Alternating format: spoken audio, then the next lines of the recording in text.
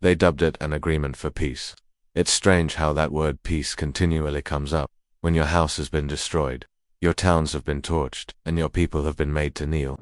It was less of a more like a collar than an agreement. The galactic powers, those shiny jerks from every made the rules and gave them forth like orders from the heavens, expecting us to say thank you. We were just another name on their long list of conquests. Another. They welcomed new species with phony grins and let us sit at their council. We were put at the back of the table, of course, and then they took away everything that made us dangerous. Our weapons were taken apart, our vehicles were taken out of service, and our industries were watched over like we were kids playing with fire. And when they stood up and called for fairness, they laughed. They really laughed. I remember that day was as clear as blood on white snow. I was in a rear room on Orange 7, wearing this tight grey robe they put on people. They believed it was a sign of humility. I called it what it was. Disgrace. The Xanathi delegate called us a tall monster with a long head similar a knife, a voice that sounds like broken glass. Humans, your aggression is not good for a council race. Maybe we were wrong about your potential. I stood there and looked him in the eyes. I went to see what we can do, then quit putting your boots on our necks. Everyone in the room stopped moving and was quiet. You could hear a plasma vent whistling somewhere far away. He smiled. Another threat. That's so typical. They felt we were predictable, violent, emotional, and unsophisticated. We were broken because we lost a few wars and gave in to their system. What they didn't get was this. People don't break. We bend, bleed, crawl through hell, and then we get back up, every time.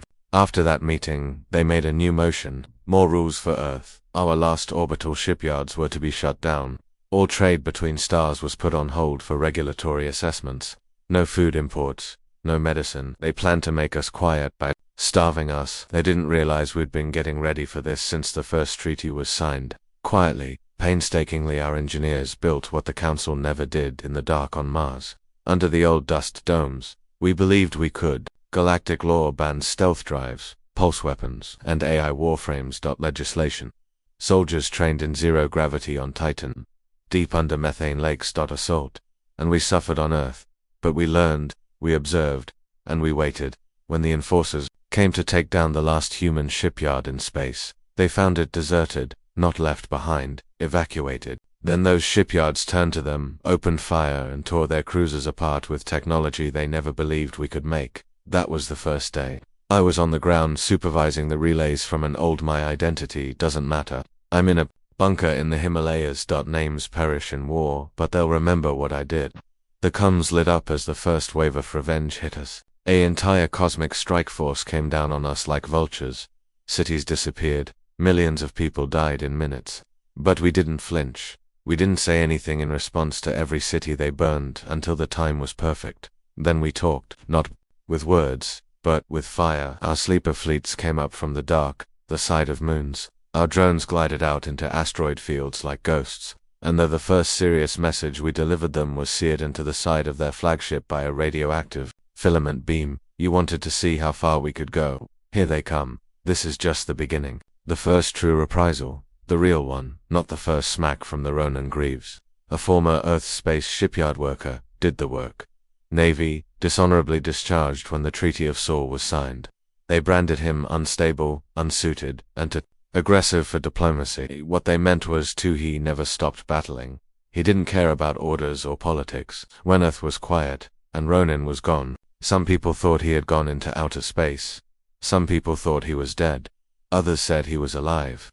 Both were untrue. He had been busy turning, every shady contact, every exiled engineer, and every fringe scientist into a weapon of conflict. Ronan's fleet, called the Holofangs, had 6 ships that were barely held together by no official insignia or flags, just matte black and raw hate, black holes and quiet motors, ghosts with teeth. They hit the Kerry outpost, on Dross 4. First strategic point, important hub in the galactic supply network. The Kaleri never there was no warning or demand. The lights just went out and ships stumbling from the sky. Ronan sent only one thing before departing orbit for Earth. It wasn't just concerning military targets. Ronan and others like him realized that the galactic powers would expect tactical movements and clean conflicts. Strategic strikes. But we weren't following their rules anymore. You crush a population for long enough, take away their dignity, their home, and their right to breathe freely. They quit eventually, not care about being pleasant. We didn't want to win. We wanted them to feel everything. In response, the Galactic Tribunal put Protocol Black into effect, which locked down the planet over Earth. No travel, no talking to others, no goods coming in or going out. Total isolation, like we were sick, trapped, and under control. But it was the last mistake. They still didn't get it. They assumed we were weak and spread out, years ago, before the treaties and the knees. Earth's best defense minds knew about the ARC Protocol, created ARC Protocol, a backup code, hidden caches and deep system satellites, drone relays, colonies, on other planets that are safe from galactic eyes, everything hidden between layers of fake coordinates and phantom data. Every kid taught the truth under the floors of schools. Every technician who looked like they patched agricultural bots, really, soldered war machines with hands that never forgot how to hold real guns. I was at Bastion Echo, one of the ARC sites hidden deep in Antarctica under sheets of ice that were thick enough to prevent any scanner. We weren't scientists. We were the ones who had the keys and promised that when the time came, we would open the vault. When Ronan's message came through, it was like a pulse through the blood. Bunkers that had been quiet flared up, and weapons were unlocked. One by one, the cryosleep soldiers woke up. They were old warriors who had never fought before. Woke up with shaking fists and fire in their veins. They told us to wait, build, and endure. But suddenly they commanded us one word: go. I recall walking through that metal. The war sirens boomed for the first time in decades along the corridor, and frost clung to the walls. I didn't feel scared. I felt something deeper, like every step was part of a long overdue accounting. I wasn't a general. I wasn't even high-ranking, just another guy with a weapon and a grudge. Our job was simple: stop the Dominion archive on the moons of Kiri possessed by the Zori, a data vault full of Earth's hidden history, secret research, even the original human AI models that the Council had deleted. They believed we would forget what they took, but we never did. Moved quietly. A fleet of 15 ARC spacecraft that had been modified with stolen technology and weapons are illegal in every civilized system. But war isn't for civilized people. It's for the people who have been kicked enough to eventually fight back. We broke through Kree's outer defense net with a zero-sound EMP array. Fried their comes. Then came the drop. Gravity rigs launched us straight through the atmosphere. A straight drop down. You've never seen we hit panic when we fell toward an alien world at terminal velocity, hoping our burn dampeners didn't break. Like thunder. The Zori moved quickly, but not quickly enough. We didn't move like soldiers. We moved like ghosts. Each unit hit a vital location, dissolving into their fortifications and cutting through code barriers and organic obstacles as if they were wet paper. I saw it in the archive. The true history, not the cleaned up one that the Council gave us. Documents that showed how Earth's aggression was triggered, how early human diplomats were set up, and how our leaders were killed while pretending to be in accidents. From the start, the Council was afraid of us.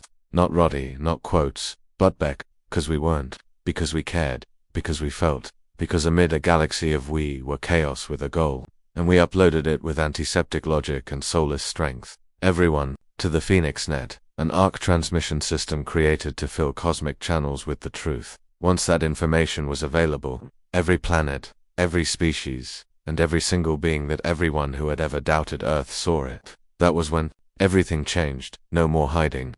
No more rumors. Ronan hit the heart of the Dominion's military. In a suicide run. They blew up 3 super destroyers and 1 planetary cannon. Hollow Fangs were wiped out, but the harm was done. Across the stars, whispers turned into roars. Rebellion, revolt, systems that had been quiet for a long time. Some people who were unhappy with the galactic powers started to ask questions. Some even left. Others, they destroyed their council flags and put up Earth's old flag instead. The Galactic, they branded us terrorists and extremists, but it was too late. We were already repaid anyhow, even though it was a legend. The revenge came quickly. With the orbital bombardment of London. The acid storms above Rio, and the lasers that cut through children's homes in Nairobi. They didn't simply want to kill us. They wanted to wipe us out. My brother died during the evacuation of Tokyo. He was on the last dropship when a Janathi fighter hit the engine in the middle of the lift. I didn't scream or cry when I saw it fall. I just grabbed up my rifle and went back into the bunker. We stopped waiting for peace, and we stopped sending warnings. Now we merely send one message burned into every ship's hull, every drone's kill switch, and every bullet we fire has your name on it. You wanted to see our here come the boundaries. They didn't think Earth was strong enough, but even worse, they forgot what happens when you give a guy nothing to lose. They always told us that politics and strategy were part of battle, with movements and counter moves coated in blood, but we weren't playing a game anymore. We were the mistake in their system, the virus that learnt, changed, and then bit back with vengeance so strong that it might cut through stars. After the Curie archive hack, and the PhoenixNet message, Earth's truth was out, it couldn't be concealed anymore. The cosmic powers, they labeled it data terrorism and blamed everything on a roguism they didn't want to admit were real. But the galaxy wasn't buying it. On the edges, alliances started to break out where the Council's hold was weakest. Small systems began to turn against one another. Trade convoys were redirected to support human colonies. Even some mercenary ships switched sides to go after something unique, belief in A4 credits instead of causes, but for every gain we paid in blood. After my unit, Strike Force Black Ember, was sent back to the Aeroth belt, 7 planets that were heavily influenced by the Council. The Aeroth weren't strong, but they were fanatically committed to the Dominion and administered prisons, re-education camps, and there were rumors that one of Earth's first rebel leaders, Commander, was still alive in one of their vaults. Thorn, the first person to publicly break a Council rule, he was caught almost too. We were told that decades ago. They were tortured, deleted from the records, but not from ours. It was a basic intel extraction assignment, but deep down, we all knew what it actually was. A suicide run. Our dropship reached the outer atmosphere of Prime under entire cloak. Black Ember had 10 men, all of whom were handpicked ghosts with nothing. We had nothing to live for but the kill count and the objective. We landed in the old Minifar away from the major cores. It was a place of dust and bones, with diggers, slaves, their carcasses half buried in slag. The jail complex looked like a malignancy on the horizon. There were thick metal walls, fields of shields that pulsed, and auto-turrets every 20 meters. There were thousands of captives inside, most of whom were political adversaries, rebels or even from colonies that didn't agree with Council legislation. We proceeded quietly down the old tunnel that had been left behind, systems that used to be utilized for or runs. The air is dense with rust and rot in tight areas. Every step we made brought us closer to hell. We ran upon a patrol halfway through. Roth. Guards are long-necked reptile monsters that don't show any emotion on their faces. Whirled and saw us. It was too late. My sword went into its throat. Warm blue blood sprayed like smoke. The others didn't even have time to scream. That's when to notice that something had changed in us. In the beginning, we were hesitant, still held on to some idea of right and wrong, but now we were hunters. We didn't blink or ask if it was necessary. We just killed, efficiently, as if death were second nature to us. We broke through the primary core Bimonite cycle. Thorn was barely alive. They confined him in a dark room. He was in a sensory pod and was fed through an IV. His body shrank to bone and sinew. He didn't at first. He didn't say anything. He merely blinked slowly and blankly, as if he wasn't sure if we were. He saw the patch on my shoulder, Earth's broken eagle, and then he knew it was genuine. He grinned, even though his teeth were broken and his lips were torn. It was a smile. "Are you still fighting?" he croaked. "No," and I said. "No," shouted. "Now we're hunting." We dragged him out on our backs, struggling through gunfire and alien screams lit up the hallways. We lost 3 men before we get to the surface. Cole, the last one, blew himself up to get rid of a pursuer. "Don't stop." That was the last thing he said. We never did. We got thorned up to the Ark medical base that orbits Europa. The legend came back within weeks. Body broken, physically recovering, but mind as keen as ever. When he talked to it wasn't with huge speeches or big plans. It was a whisper on the wind that went through the residual Earth forces, encrypted channels and bloody hands. "We don't want their place at the table, we want to burn it down." And so we did. The war altered. There was no more stealth and no more selective hits. It was open war.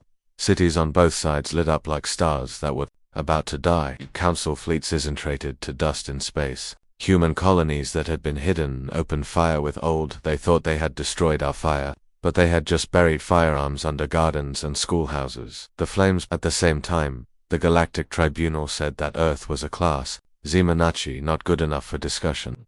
They gave the order to wipe them out completely. They dubbed us a viral abnormality. So, we became one. On the Diplomaticon, the moon of Vel-Ar, a human mercenary named Dren Vero broke into the Tribunal's neural relay and broadcast every secret war crime the Council had done, not just against Earth but dozens of lesser species across the cosmos. Forced sterilizations and mass missing people, mind-wiping processes, and destroying cultures. At the end of the stream, his last words seared across every screen. Yo feared our feelings.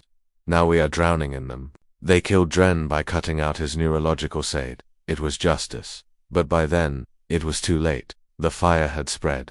To still remember the Battle of Crithan's Reach like it was yesterday, human troops were supported by rebel ships from 3 previous Cancel systems fought a Dominion armada that was 10 times bigger than theirs.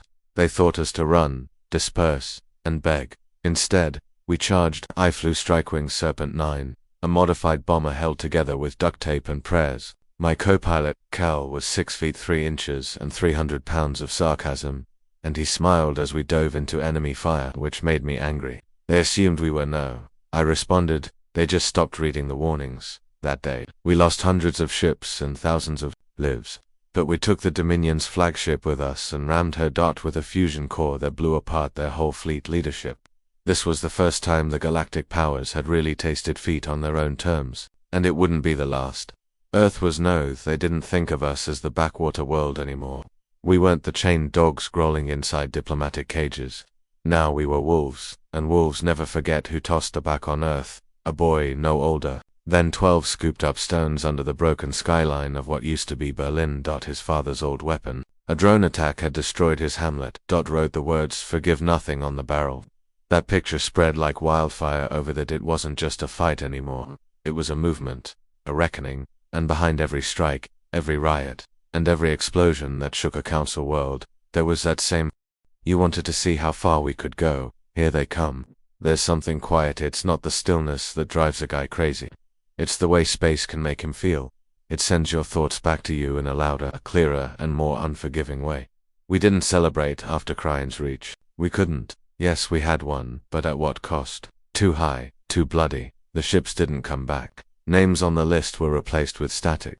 My co-pilot Cal never made it out of the wreckage. The last time I saw him, he was slumped over in the gunner's seat, with half of his chest missing, still smiling through the blood. I pulled his body out of the fire and buried it on an unnamed asteroid. There was no ceremony, just a peaceful moment. One guy said goodbye to another. We knew how to do it, by putting his name in the war logs and promising to get back at him. We all had lists now, names etched into our heads. Lists of the dead, lists of the dead, and the people who would pay. The next mission came up faster than expected. We barely had time to breathe before the instructions came in. This one, Aravedram Thorn himself, he was back in charge, yet he could hardly move on his own. His eyes were so blazing with fire that it made mature men stand up straighter just by being around him. The aim was Selgren is a world that acts as a communications relay throughout the induced galaxy, that the Dominion's fleet's neurological system. If you take down Elgaron, you don't only shut them up, you also blind them. There were no orders, no updates, and no reinforcements. It was just mayhem. But it wasn't just about meth. Elg also ran the Voxspire, which was home to their propaganda AI T-31. That machine has been changing how the galaxy saw Earth for years. They called us monsters, savages, and disease. It was the voice that built the world. Fear us. We were going to cut out its tongue. Black Ember was less now. 10, we were down to 4. Me, Reeks, ex-con, an expert in demolitions, and Linux, a former colony guard who became a sniper, lost his full family in the fire in Johannesburg, and Bishop, our new tech expert, as well Ying too brilliant, and too angry. We went to Elgaron while they were the Unity Cycle Festival is a dumb party for galactic harmony. We knew it was ironic. The city shone with towers of silver and glass. Hover trains gently glide over sky tracks. Alien laughing fills the streets. It made me sick. They lived like kings while the earth burned and bled. We walked down the lower floors, taking on air that had been recycled and was full of coolant fume sand, the smell of the company's death. The spire rose above us, making it impossible to hear. Swung his axe at the outer gates, which glowed like a god. In metal form. 90 seconds, I saw his hands shake as he worked, and his jaw was tense. Are you okay? I inquired, and he nodded without looking up. Yeah, just thinking about me sister. She used to listen to Teth radio. She felt we were the bad guys. She knows better now. Now she's dead. That was the only thing he said. We broke the first level of the spire with flash charges. Guards crumbled under heavy fire. Linux got hit in the leg but kept going without flinching. Reeks filed charges along beams of support. He wasn't just here to kill the AI, he wanted the whole damn thing to fall. We got to the core room and saw it. T31. A sphere that spins around light and information floating in magnetic fields. Just a voice. No body, no face. It said, "You made a mistake," in a calm, soothing, and unpleasant voice. "Violence just causes pain." I said, "Good, then let's make sure Yusufa." But we weren't finished. Reeks gave the order. Explosives put in place. We ran. The spire blew up behind us. Glass, metal, and data fire falling from their ski. The people above ground screamed. People started to panic. Great, just what type of message we wished to send. We didn't get away without getting hurt. A Dominion ship followed us. During the evacuation. Started shooting. Reeks got hurt badly. Chest ripped open. Linux pulled him along. Into the shuttle as we took off. Reeks is bleeding all over the floor. Still making jokes even as they were dying. Tell Thorn I messed up really well. After that, he was gone. 2 are gone, and 2 are still here. When we got back into orbit, Command didn't thank us. There wasn't time. The attack on Elgaron had gone too well. The Dominion was furious, blinded and shamed. When it happens to tyrants, they don't become more careful. They become ruthless. They took revenge. A neutron hit Surveillance City, the only free capital on Earth. Barrage. Gone from the map. There was no exhaust, and no one survived. Men, women, or children. No more. I saw the ash cloud, the blast, and the satellite pictures. I didn't say anything. For 1 hour. Linux didn't either. He finally said, "Let's go find out." "How far can we really go?" became our rallying cry. People were waiting. Thorn gave the command for Operation Final Veil, which was the plot to break into the inner Dominion cores, their cradle world, where their council of elders made decisions. It was thought to be impenetrable, holy, and protected by layers of than the crust of a planet. It didn't matter. We were going in, hit under Thorn's new direction. Teams from all throughout the galaxy worked together. The torn flag. No ranks, no uniforms, just people who lived. Fighters, every ship, every person, and every colony did what they could. I was chosen to be in charge of one of the key breach teams. Not because Kryze will be there, but because I will be there. We're trained in vacuum domes, which mimicked the gravity, atmosphere, and geography of their world. We practiced death like it was a normal thing. And on the day of the launch, we weren't brave. We were ready. I looked at the men and women next to me, their faces hollowed by loss and hardened by battle. Some had pictures in their vests. Some others carried dog tags of people who had died. I carried a piece of Cal's bent bomber seat. Made me remember why I kept going. Our dropship started without a sound. No big remarks, no waves goodbye, only this. Thor conveyed one message to the whole Dominion across every loud and clear on all channels. You wanted to see how far we could go. You are going to choke on them. The transition to the Dominion's cradle world was very hard. We used a fold in the rift. Our engineers didn't even completely trust the unstable tech, the kind of warp drive that freed navigation systems and gave most men nosebleeds and bad dreams at night, but it cut the time in half. We needed it, no matter what the risk. They called the planet they were aiming for Spherian. Everyone says it's a beautiful spot.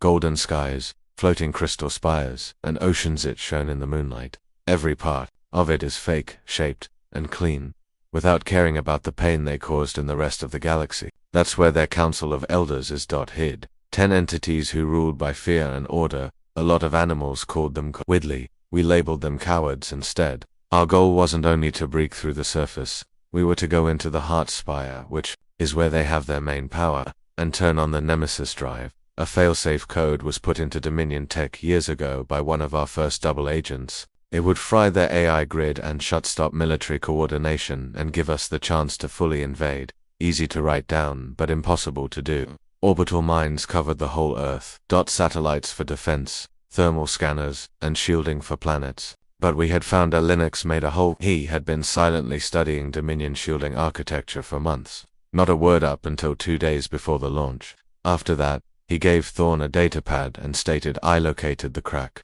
A waste disposal tube buried under a transport station outside Earth capital. They were so ancient and forgotten that they probably didn't even know it was there. We snuck through while they were moon alignment, when most of their power went to maintaining the solar grid. Our ship glided past the minefield on silent propulsion. moving like trash. We landed outside the hole and began to descend. The darkness came in quickly. There were no lights or sounds, just the quiet drip of old coolant oozing from rusty valves. There were 10 veterans, survivors, and ghosts in the team. Each one had lost. Each of them had promised that this operation would be their last. One way or as we crept through tight vents. Our shoulders brushed against metal. My breath was hot and heavy, and I thought about the ground, not the war-torn ruins, but the earth I remembered. Before the treaties and the council. Ruins, but the ground I remembered. Before the treaties and the council. The sound of an ancient truck sputtering to life and the scent of rain on crumbling pavements. A girl I used to adore told me I should have been a poet instead of a soldier.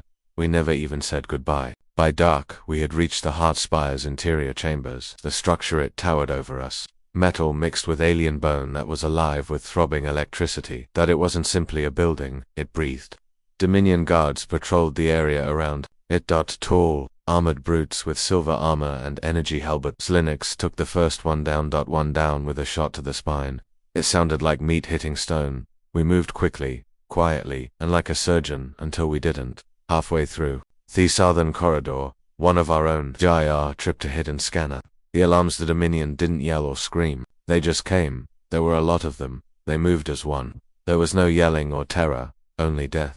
We replied with all of our weapons, pulse rifles, sonic grenades, and magnetic shaves. The corridor was lit up with fire and blood. Was the first to die, then Nalo, and finally Vexed. Each death was a crack in our shield, but we didn't stop. We had to keep going. Linux took AI, carried him into cover, and he looked up at me, pallid and scared. It was like a railgun burst to the belly. He said, "Don't stop." Enrique had said the same thing. I nodded, gritted my teeth, and raced. We got to the core, which was a mass of a Dominion programming, equipment, and mind. The Nemesis drive interface was hidden. Bishop plugged in, and his hands moved like his face was pallid. But he added, "They've updated the grid. It's fighting me. You can beat it. I can slow it down, but I can't stop it." From that meant one thing. Someone had to stay behind to follow us. I stared at Bishop.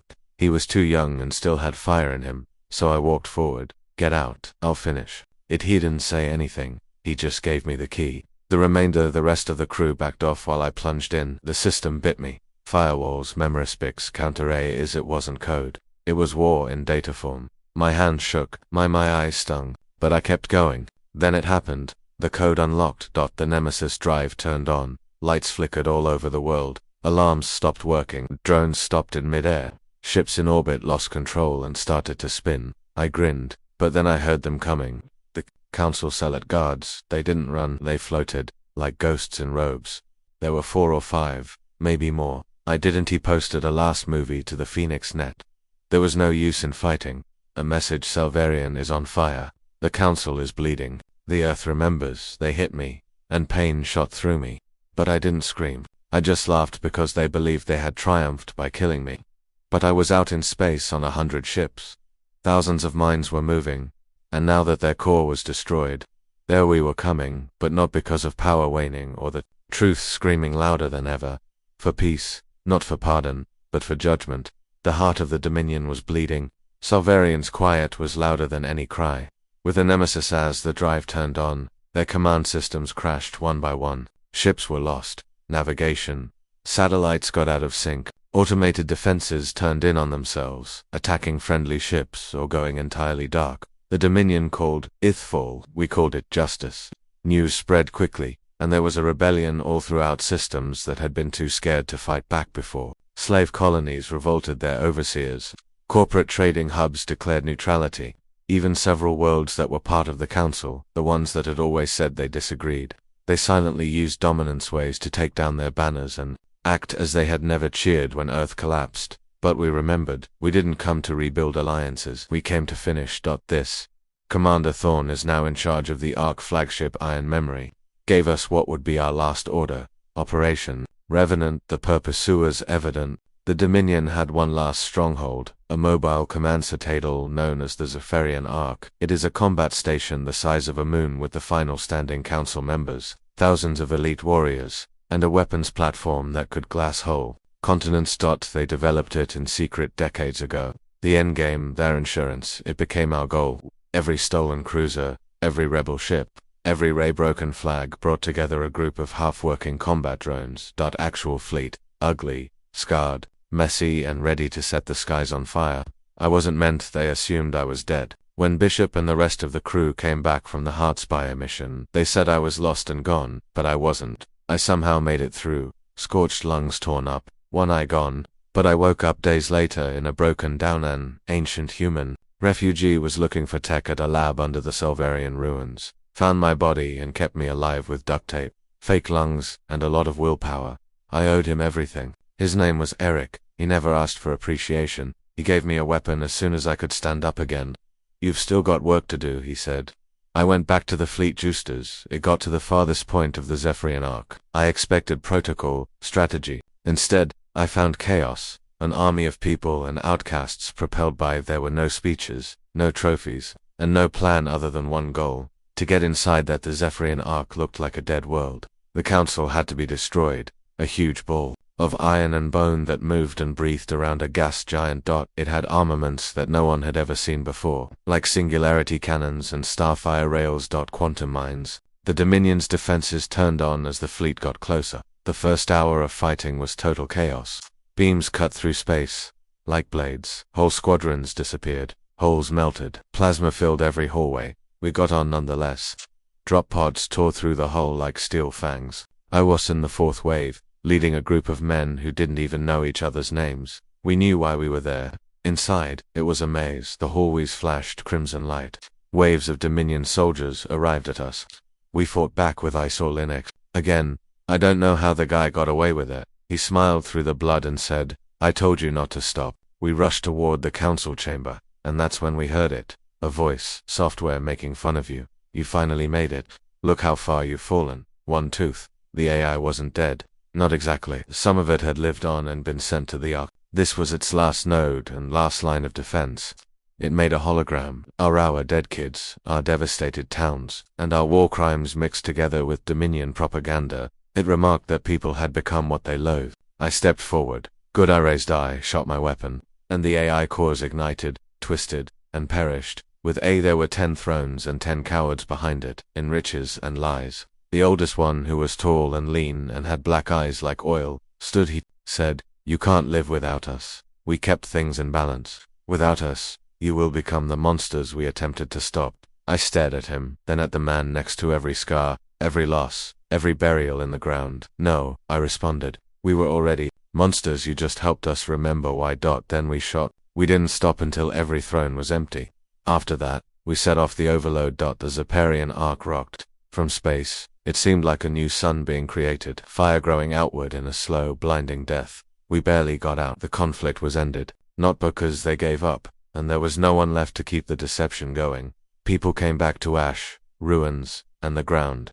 But we didn't rebuild the old. We built something other in the world, a new code, a memory not of what we lost, but we turned into when the universe pushed us too far, and carved into every ship, every blade made from the bones of war, and every monument were the same. You wanted to see how far we could go. Here they are.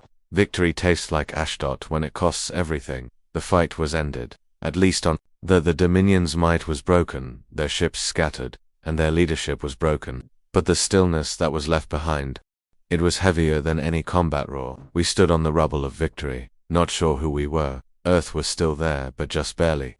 The cities hadn't been rebuilt yet. They were largely burned out shells or militarized zones that didn't work very well. People who lived through it didn't cheer or throw parades. They just marched through terrible with calm steps, holding on to what little they had left. Sometimes a child, a memory, or just a cause to keep going. I had gone back to what used to be Boston, where I was born. The skyline was gone and broken. Buildings and streets covered in ash. I strolled across them with Linux, the sole person from Black Ember, still alive, and we didn't talk much. Words didn't seem to mean much compared to the "you think it was worth it" weight in our bones. He asked one day, standing next to the broken pieces of a monument. "I think it used to be a museum. Now it was only concrete and depends," I responded. Worth. He didn't have to answer. A few days later, Thorne convened a summit. There was no council. Only a gathering of survivors, commanders and colonists, leaders, representatives from the free world. No suits, no titles, just fighters. We convened in the ruins of the old UN. headquarters, which is ironic in the sense that irony usually is. Thorn stood at the front, older now and damaged. His voice sounded like gravel, but it sounded like thunder as he declared, "We won, but we're not done." Everyone leaned in. "The galaxy will try us again, and they will be afraid of us and hate us. Some people will strive to bring back the old order, while others will want us to become it." Hess stopped and looked around the room, but we didn't battle to get more chains. We fought so our sons could live with their choices, and our daughters wouldn't have to burn to be heard. We fought to remind the star's terrible suffering has a memory, and it recalls us today. Someone stood, an older man, for a moan of the colonies on Saturn. "And what now? We ruled the galaxy." Thorn answered, "No. We live through it, and, if we have to, we end it." The room grew quiet, and in that quiet something changed. We knew we weren't constructing an empire. We were becoming something worse. A warning, a living reminder that when you push someone too far, they don't break, they get sharper. I attempted to go back to a normal life, whatever that meant now. I settled in the Greenland Free Zone. It's quiet, chilly, and there are no patrols or noise, just wind and sky. I worked with salvage crews to fix up obsolete tech and stay out of trouble, but one night I got a message that danger always remembers your name. No origin tag, only encryption. The flames didn't die, they merely relocated. Recognized what it meant. The Dominion's remains weren't gone, they were only buried in the outer sectors. There were rumors, secret meetings, trade ships delivering Dominion tech, and old officials who suddenly someone was rebuilding. I brought it to Linux. He had established a militia. By then, teaching survivors how to safeguard colonies, keep the peace, and administer security. "They're trying to rise again," I said. He nodded slowly. "Then we put them in the ground. Deeper. So we left no army, no banners. Just a few men who had seen what happens when evil lurks behind silence. We followed a signal trail to the Vordran Drift, which is now an ancient Dominion research area. It looked like it was abandoned, but inside we found a secret lab, tanks loaded with cloned hybrids, Dominion technology mixed with stolen human DNA. They weren't just rebuilding their army. They were striving to make it better. They wanted it to be stronger, faster, and resistant to what they dubbed the human imperfection, emotion. They wanted soldiers who didn't feel we destroyed everything. It took 2 days. There were explosives in every hallway. Only one person lived. An ancient scientist who had worked on the original Mindwipe projects under the Dominion's reign. I asked him why they kept going. Your eyes were boring and empty. You showed us what people are really capable of. He said, you scared the stars. Now everyone wants to copy you. The monster. I didn't say anything. I just pulled the trigger. Back on Earth, things were too quickly. The colonies were breaking up. Some wanted to be free. Some people wanted Earth to lead, while others wanted it to lead. New political groups formed every day. Some people wanted to keep fighting and attack other possible dangers before they could do any damage. Others desired peace, even if it entailed weakness. There was no unity. Only the memories of battle kept things together, and memories fade. That's when Thorn vanished. No warning, no message, just gone. Some reported he fled into exile. Others suggested that hardliners killed him because they thought he was too soft. People felt he had gotten soft, but no one truly knew. We did know this. Everything started to fall apart quickly without him. The Earth Federation Council, which was founded when there was no power, started to impose stringent rules. Spying, drafts for defense, and required colony registration. They claimed we had to safeguard what we had worked for, but we'd heard that before, and some of us weren't ready to switch masters. Linux and I watched it happen with our jaws clenched. One night, as we sat by a fire on the edge of old Berlin, he muttered, "They're becoming the Dominion." I slowly nodded. Yes, and we helped build it. We both knew what had to happen next. We made the vigil, which was not a resistance, not an army, but a group of soldiers, intellectuals, engineers, and people who called what it took to blindly follow orders. We didn't want to reign, we only wanted to tail the new leaders that we were watching. If they performed the same things the Dominion did, they would meet the same end. At first it was subtle, exposing corruption and stopping coerced conscription, and notifying colonies when Federation agents went too far. Then they began to brand us terrorists. It's strange how quickly history repeats itself. We had the scars, and the firearms, and through it all, one reality stayed the same. Line that burnt into every fighter's heart. One sentence that rang through the U wanted to test how far we could go in the dark when the stars got too quiet. Here they come. The sky was calm again, but not tranquil. Just calm. The kind of quiet that comes after too much screaming. The kind that wraps around your ribs and settles in your lungs like old smoke. A lot of shouting. The kind that wraps around your ribcage and settles in your lungs like smoke. Years had gone by since the conflict ended. The Dominion was gone, but its shadow stayed in damaged systems, in weapons that had been left behind, and in minds that had been forgotten what life was like before everything burned. The Earth had transformed. Cities were being rebuilt, with new metal over old scars. Colonies had settled down. They called it a golden age because trade started up again and technology thrived. But for guys like me, it never truly ended. I lived off the grid. I'd seen too much to smile at neon lights and fake sunrises. Lingered amid the ruins of old Seattle by myself, quietly. My legs hurt and my lungs still hurt from the burn. My hands shook in the cold. I felt like I was twice as old, not as fast as Salvarian. It didn't matter. I wasn't meant to become old, not truly. I was one of those men whose faces are lost in dust, blood, and radioactivity. You don't create monuments for them, the kind that don't get medals for winning. One day I heard boots crunching through the snow. I knew who it was before I even saw him. Linux. He looked worse. Me, my right eye is half blind, and I limp because of a hip trauma that never healed. He still had that fire underneath the anger, though. He still walked like some who could kill the world if you asked him nicely. He sat there without saying anything and drew out a flask and took a sip. He gave it to me, and I drank. The stillness between us was heavier than the air. He said they were assembling a galactic council, remarked after a while. I nodded again.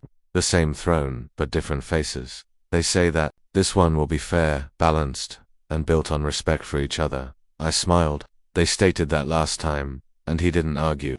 We looked at the wind-swept ash over old bones on the horizon. They want us to join, he finally murmured. He shook his head. You, me, and the vigil. I turned to him and asked, why? To make them feel protected and give them the impression that we're involved and won't burn it down again. I didn't. Lead looked at me and said, Horsero, I'm exhausted, brother, aren't we all? I don't know how to live in peace. Stared at my hands, which were scarred, twisted, and still calloused from weapons I hadn't used in a long time.